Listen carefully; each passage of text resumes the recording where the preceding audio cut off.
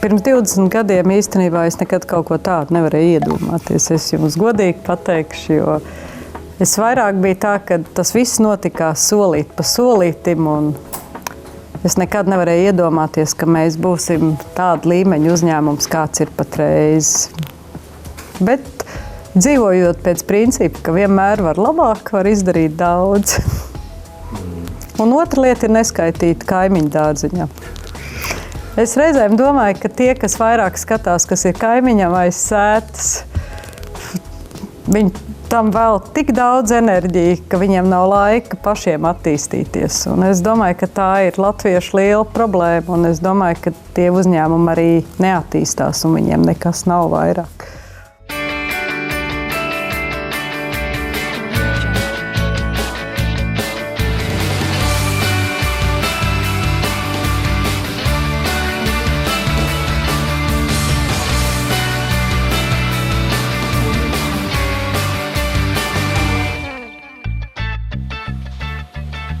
Par sākumu Spilvas darbībā sauc 1992. gadu. Toreiz tika izmantot iespēja privatizēt mazu konservu cehu, kas bija Bulduru Sovhos tehnikuma mācību bāze. Viena no uzņēmuma dibinātājām, Lolita Bemhene, stāsta, ka toreiz bija jāpārvar sociālisma domāšana. Visi bija pieraduši, ka strādājam citiem, nevis sev. Šo vairāk kā 20 gadu laikā piedzīvots daudz, un tagad Spilvas uzņēmums kļuvis par nopietnu spēlētāju pārtikas ražotāju tirgū. Spilva pie sasniegtā neapstājas un nemitīgi turpina augt. Pēdējā mirklī, tad, kad mēs bijām visās infrastruktūrās investējuši, mēs nopirkām 1,5 hektāru zemi šeit, jo mēs sapratām, ka visi ir uzcēluši mājas un attīstībai vairs vieta nebūs. Un tad mēs pa bargu naudu nopirkām šo atlikušo zemi. Un tā ir laikam viss pēdējā, kas mums ir, bet loģistikas projekts mums ir uz 10 000 kvadrātmetriem, bet patreiz ir realizēta tikai puse, 6 000. Tā kā mums ir iespējas vēl joprojām. Un tas slavenais traktors? Slavenais traktors. Jā, ir slavenais traktors. Traktors slavu izpelnījies kā uzņēmuma pirmais transporta līdzeklis. Spilvas pirmsākumos, vedot konservus uz Baltkrieviju, atpakaļ tirgotāji atbrauca ar traktoru. Sākumā uzņēmēji cīnījās par ražotnes eksistenci, un tieši traktors palīdzēja tai izdzīvot. Šis traktors mums bija gan pārvietošanās līdzeklis uz pilsētas centru, gan arī izejvielu piegādātājs no pilsētas centra. Varbūt izskatās patreiz smieklīgi, bet mēs arī šķērsojām Vanču tiltu šajā traktorā. Viņam bija piekaba, bet laikam piekabas vairāk nav. Piekabīte nav saglabājusies.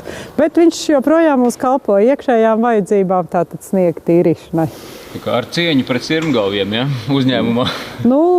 Mums patreiz 2 veterāni ir. Gan pats darbinieks, gan traktors.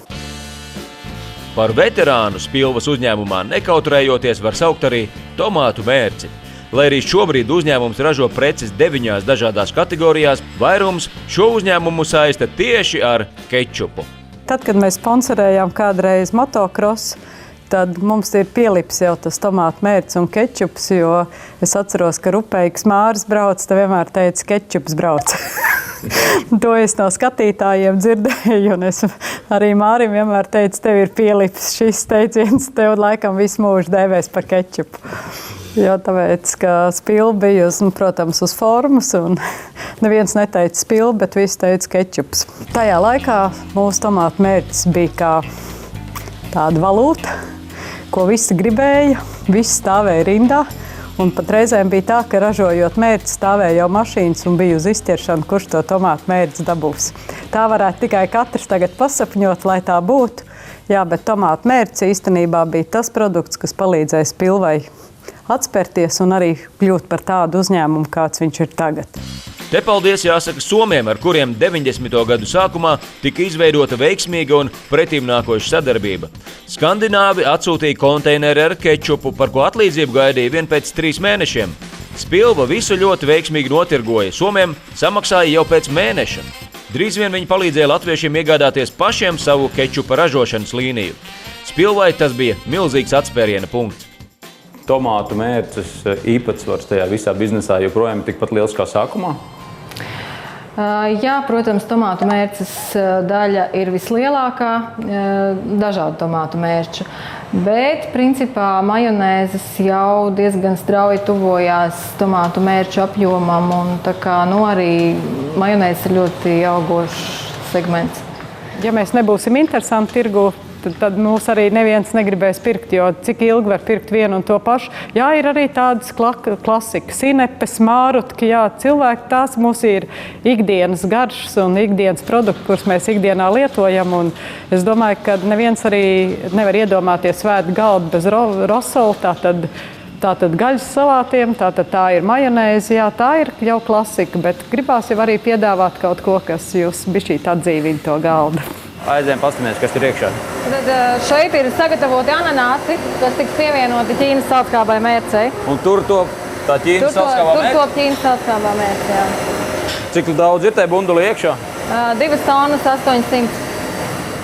Un cik ilgā laikā top 2 tonnas 800? Principā nedaudz vairāk kā stundas laikā. Tomātu mērču kategorijā Spilva ir Latvijas tirgus līdere, taču tas netraucē nemitīgi strādāt un meklēt ko jaunu. Pārtikas tehnologi te jau 2 gadus strādā, lai jaunas garšas prece nonāktu ražošanā. Daudz eksperimentu, ideju un degustāciju līdz tiek pieņemts vienbalsīgs jā. Spilva daudz domā par to, lai tās ražotie produkti būtu bez nedabīgiem garšas pastiprinātājiem. Mērķis – noturēt esošās kategorijas un, protams, radīt arī jaunas. Spilva, kā brands, ir nopelnījis to savu vietu veikalu plauktā tā, ka jums par to nemaz nav jācīnās, vienkārši tikai spēj tik sūtīt prom. Noturēt, tas patiesībā ir dienā cīnīties ar visiem, kas tev grib apgāzt un grib izstumt no tiem plauktiem. Tas ir dažkārt tas pat vēl grūtāk nekā iekarot kaut ko no jauna. Tā kā tā ir dienas darbi, kas ir jādara uz vietas veikalos, gan ofisā, lai šo te zīmolu vērtību noturētu. Tieši ar tomātu mērces palīdzību uzņēmēji varējuši pakāpeniski attīstīties. 90. gadu beigās piedzīvots atspēriens, kas 2001. gadā Spilvu noveda pie pirmajām lielajām investīcijām. Un te jau bija runa par miljoniem. Tas tajā laikā priekš mums bija ļoti liels tāds solis, tas bija 1,5 miljons.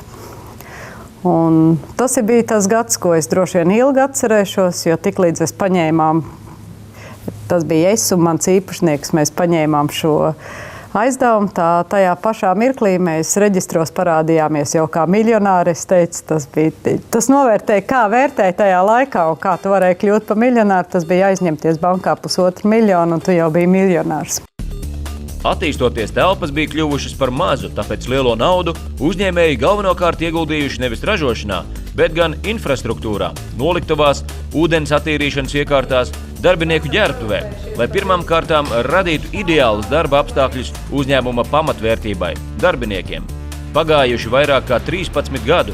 Pateicoties spilviešu rūpēm, viss joprojām ir tīrs un kvalitatīvs. Taču atkal parādās jauna problēma. Atkal vietas sāk kļūt par maz. Milzīgi noliktava, ja? Jā, tad šobrīd atrodamies gatavās produkcijas noliktavā, kur tiek uzglabāta visa prece, kas ir saražota un tālāk sagatavota nosūtīšanai klientiem.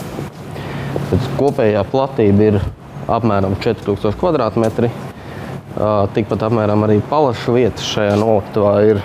Un, tas kopējais preču daudzums, ko šeit mēs varam izmantot, ir tā vidēji rēķinot pietiek apmēram 1 mēnesim Latvijas iekšēji pārdošanai. Šobrīd jau mēs redzam, ka paliek nedaudz par šauru. Tad, ja mēs skatāmies tālākā nākotnē, tad pilnīgi noteikti ja mēs plānosim tādā ātrumā attīstīties kā līdz šim, tad pēc laika vajadzēs kaut ko lielāku. Lielas pārmaiņas Spilva piedzīvoja 2004. gadā.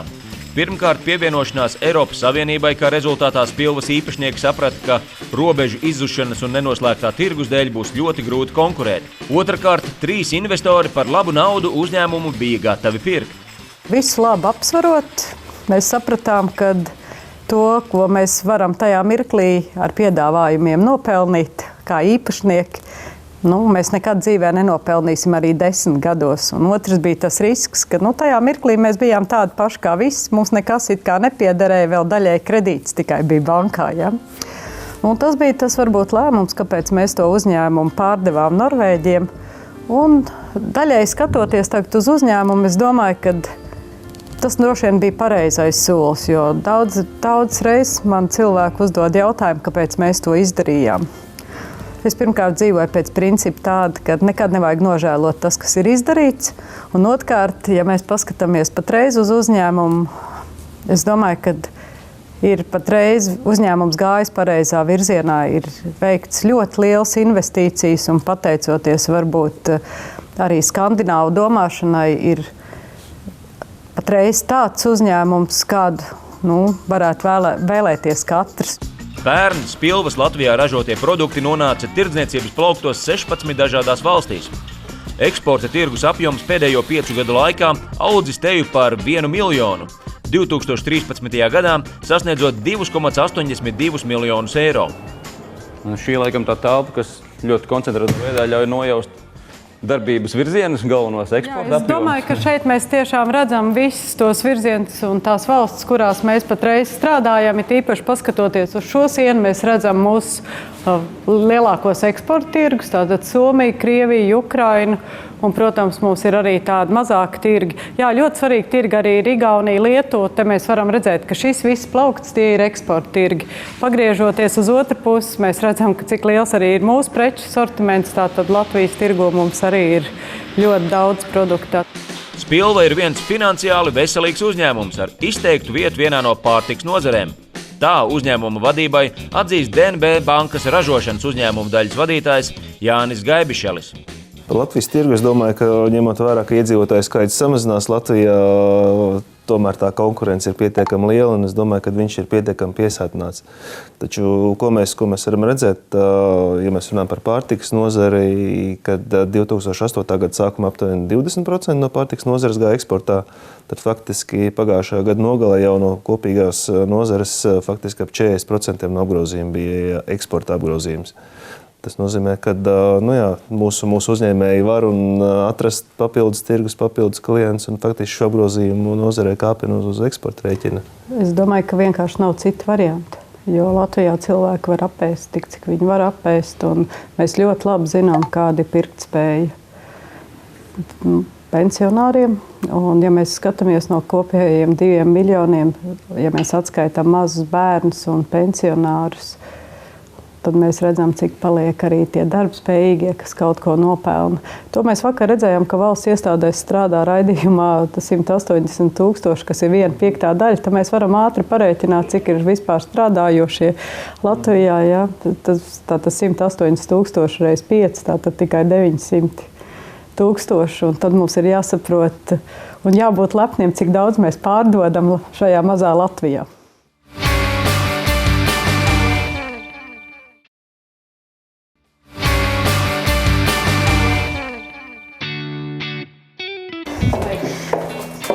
Vināriņi noveicās.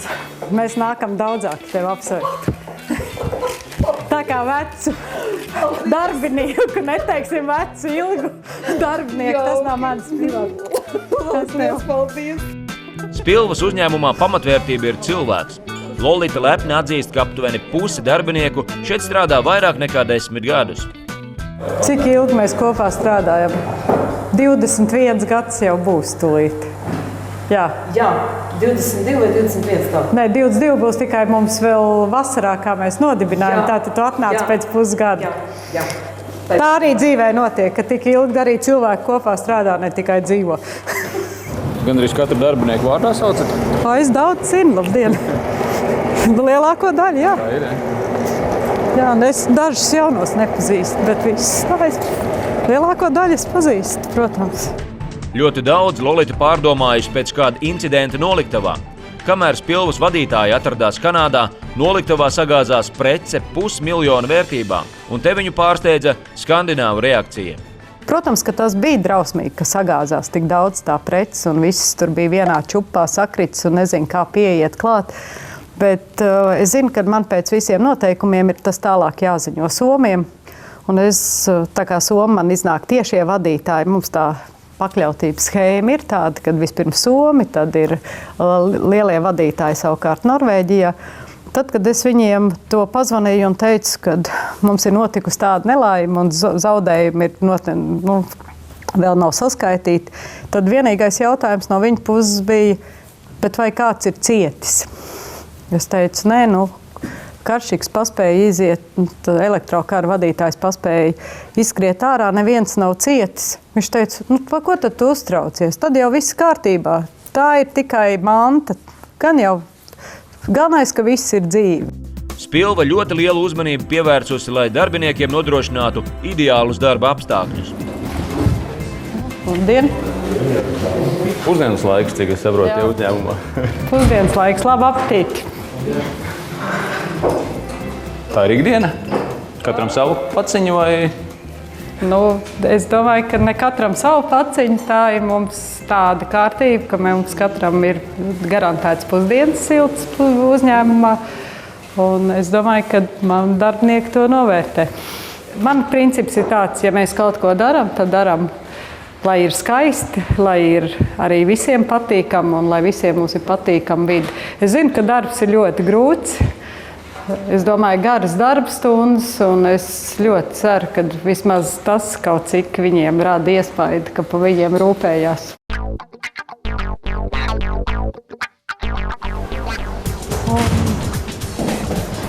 Pēc kārtīgām pusdienām atkal? Es gribētu jums parādīt arī, kādā veidā mūsu darbinieki ierodās darbā. Pa šīm durvīm viņi atnāk. Ienākot telpā, viņi savus ārā apavus atstāja šeit. Šeit arī viņi saņem jauno savu tīros darba apģērbus. Un tās ir mūsu pēdējo gadu investīcijas, ko mēs investējām arī darbinieku komfortā, varētu teikt. Tās ir skaistās mūsu garderobas, ar kurām mēs patiesi lepojamies. Šeit patreiz mēs atrodamies pie mūsu meitenēm, kurām ir visi saulainākie skapīši. Arī esam parūpējušies par viņu dušu telpām, lai viņi justos šeit arī kā mājās. Protams, Spilvas veiksmes stāsts būtu daudz grūtāk realizējams bez ārvalstu investoru palīdzības. Atgriežoties pie diskusijas ar DNB bankas pārstāvi, tiek apspriestas reālās iespējas attīstīties. Ja mēs labi padomājam, visi runā reizēm par attīstību Latvijas kompānijām, es domāju, ka tas nemaz nav tik viegli. Jo vienmēr, ja ir vietējie īpašnieki, es domāju, viņi vienmēr grib naudiņu izņemt ārā. Tā ir peļņa, un daļai to, kā visi latvieši grib optimizēt uz dividendēm. Bet mēs labi apzināmies to, ka attīstībai vienīgā nauda, kas paliek, tā paliek no peļņas. Ja mēs skatāmies uz iespēju Latvijā attīstīties un salīdzinām tādus kritērijus, kā pieņemsim vietēji uzkrājumi, iedzīvotāju uzkrājumi, tad Latvijas iedzīvotāju uzkrājumi ir aptuveni 20% no iekšzemes koprodukta, kamēr pieņemsim Japānai tie ir 200%. Skaidrs, ka tie līdzekļi, kas pieejami Latvijas iedzīvotājiem, lai nodrošinātu investīcijas, šo izaugsmi, viņi ir stipri mazāk nekā attīstītajās valstīs, un tāpēc ir nepieciešams šīs ārvalstu investīcijas, lai mēs tiešām sasniegtu to Eiropas vidējo līmeni vai sasniegtu pietiekamu labklājību.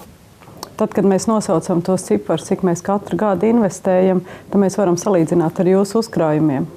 Jo katru gadu investēt apmēram 700 000 miljonu. Es nezinu, cik daudz cilvēku Latvijā to var atļauties. Tie varbūt ir daži cilvēki, kuriem varbūt tādi līdzekļi ir. Un es domāju, ka viņi jau kaut ko dara un kaut ko investē. Un es negribu teikt, ka nav veiksmīgi arī Latvijas uzņēmumi. Mums piemērs ir Grindex un vēl citu uzņēmumu. Bet, ja mēs atkal padomājam par to, cik grūti ir nopelnīt to naudu, tad no otras puses es vienmēr saviem saku, lai paskatās, cik daudz mēs pārdodam vienībās produkciju.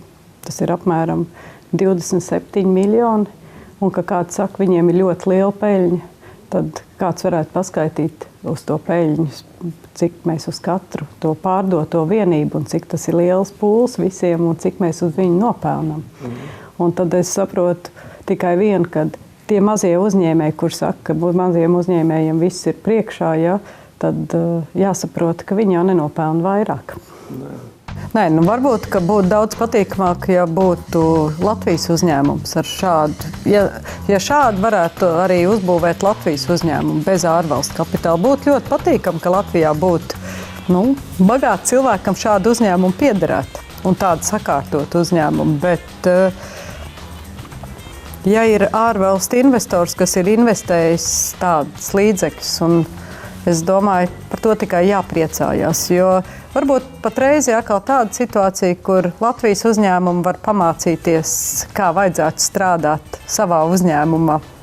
Mums pietiekoši riņķi ir konkurenti ar latviešu kapitālu, kam ir, ja viņi sasniegt tādu līmeni, man varbūt būtu tikai prieks. Protams, man būtu vēl viens konkurents vairāk.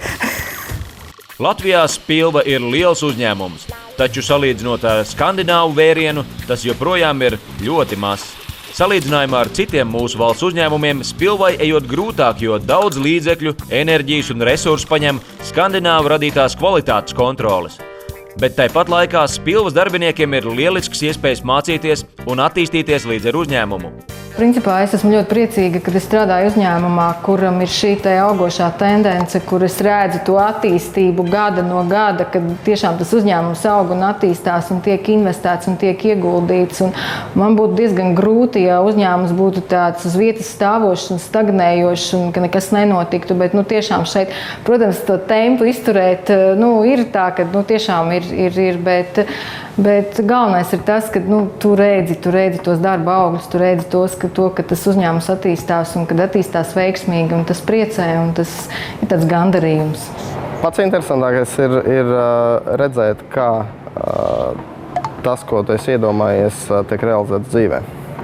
Un tas, kā tu redzi šo produktu, kas sākotnēji ir izstrādes stadijā, laboratorijā, varbūt idejas līmenī, kā tu viņu beigās redzi, kā viņš tiek pasniegts patērētājiem galdā, kad tu saproti, ka tu esi viena daļa no tā visa procesa, tad īstenībā ir tāda gandarījuma sajūta, ka tu radi kaut kādu pievienoto vērtību. Es arī pārgāju citā statusā. Es no īpašnieka pārgāju par algotu darbinieku, kuram ir tāda paša noteikuma kā visiem pārējiem. Tātad es atrodos tādā pašās darba attiecībās kā visi pārējie darbinieki. Jā, man pirmais gads bija obligātais gads, kur man īpašnieki palūdz palikt, bet pēc tā viena gada tā bija jau tālāk man izvēle, vai es vēlos šeit palikt strādāt vai ne. Es domāju, ja vadītājs arī strādā ar tādu pašu attieksmi, un ka tas ir mans, es domāju, ka ir iespēja vienmēr turpināt. Jā, es gribētu teikt, ka man attieksme arī joprojām nav mainījusies pret šo uzņēmumu. Joprojām tas ir kā mans kaut kas radīts, un joprojām kā mans bērns. Es domāju, man droši vien tas būs diezgan emocionāli šķirties pie visi jau pierod cilvēks. Pierod arī pie sasniegtā, taču neapstājas pie tā. Lolita panākuma pamatā izceļ godīgumu. Ar pāris uzņēmumiem sadarbības līgums ir gluži vai mutiska vienošanās. Gluži kā laba draudzība, arī attīstība šeit notiek ilgtermiņā. Tādās starptautiskās kompānijās neviens nedzīvo pagātnē. Tiklīdz beidzās gads, tātad mums gada pārskats jau parasti ir gatavs, auditēts jau ap janvāra vidu, un mēs sākam dzīvot jau jaunam gadam. Mēs nedzīvojam pagātnē. Līdz vasaras vidum netaisam bilants, netaisam visu pārējo. Mēs jau zinām, ka mums ir jāsāk ar pirmo dienu strādāt jaunam gadam. Lolitai gadu pēc uzņēmuma pārdošanas Norvēģiem bija iespēja atstāt Spilvas uzņēmumu citu rokās. Tomēr, neskatoties uz īpašnieku maiņu, viņa joprojām rūpējas par to, kā par savējo. Es vienmēr esmu sev to definējis, ka es labprāt iet pensijā tad, kad es redzētu savus darbiniekus, visus pārtikušu, kuriem nebūtu jādomā, vai es bērniem varēšu nopirkt kaut ko uz skolu, vai es varēšu samaksāt to, vai es varēšu atļauties to. Jo es apmēram zinu, cik neproporcionāli ātri mums aug visi komunālie maksājumi, viss pārējais. Un tiklīdz mums ir iespēja bišķītiņ kaut ko pielikt, to atņem mums kāds cits. Jūsuprāt, kur ir robeža? Ir robeža Spilvai griezt kaut kādu, kurš sasniedzot būs garna vai par to izaugsmas ideoloģiju? Es domāju, ka tādas robežas mēs nekad nevaram novilkt. Es domāju, šeit ir vēl iespēja attīstībai. Un es domāju, ka tas neizslēdz iegādāties vēl cits jauns uzņēmums. Un es domāju, ka Ja cilvēks grib apstāties, tad ar to arī viss beidzās. Es vienmēr uzskatu, ka vienmēr var labāk, vairāk, un uz to ir jātiecās arī dzīvot, mēs gribam labāk. Un tie, kas kaut ko grib un tiecās uz to, tie arī kaut ko sasniedz.